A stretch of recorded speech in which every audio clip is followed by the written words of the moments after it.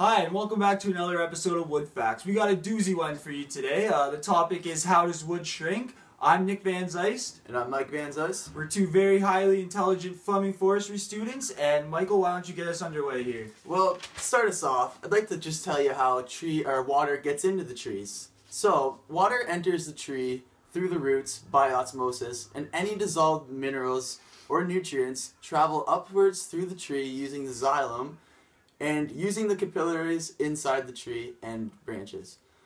These nutrients then feed the tree through the process of photosynthesis. So we're going to talk a little bit about the moisture content in wood. The moisture content in wood is directly related to the humidity and the temperature of the surrounding air. The equilibrium moisture content, or EMC, occurs when the wood has reached stability with its environment and the wood is no longer gaining or losing moisture. At this point in time is the only point in time that wood is not shrinking.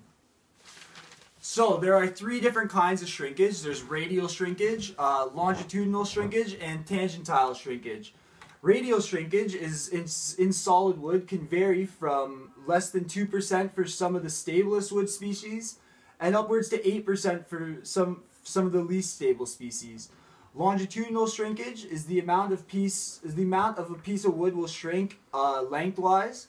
It's very small, typically only about 0.1% to 0.2%, and plywood greatly benefits from this. Tangential shrinkage is for the width of your wood, and that would vary between about 3% and up to as high as 12%.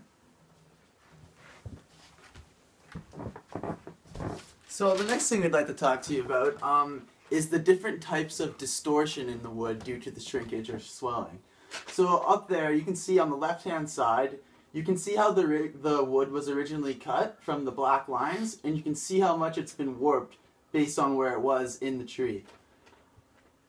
And this is a result of differences in radial and tangential shrinkage. On the right hand side, you have a few different types of warping. You have the twist, the bow, the cup, and the cork style of distortion. And these warpings happen with the difference in distribution of the MC throughout the wood.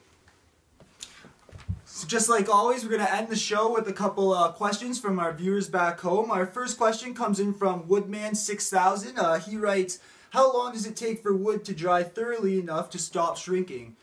Wood never stops moving, Woodman. It always is trying to reach its equilibrium moisture content. As temperature and relative humidity change, the wood expands. Therefore, unless it is kept inside a controlled environment, the wood will all continue to shrink.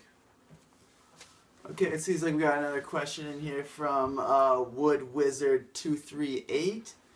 He says, how can you tell if my wood is dry enough to build with? Well, the simple answer to that, there's a thing you can use called a moisture meter, and there's two different styles with that. You have the pin style, and then also the pinless use radio frequency.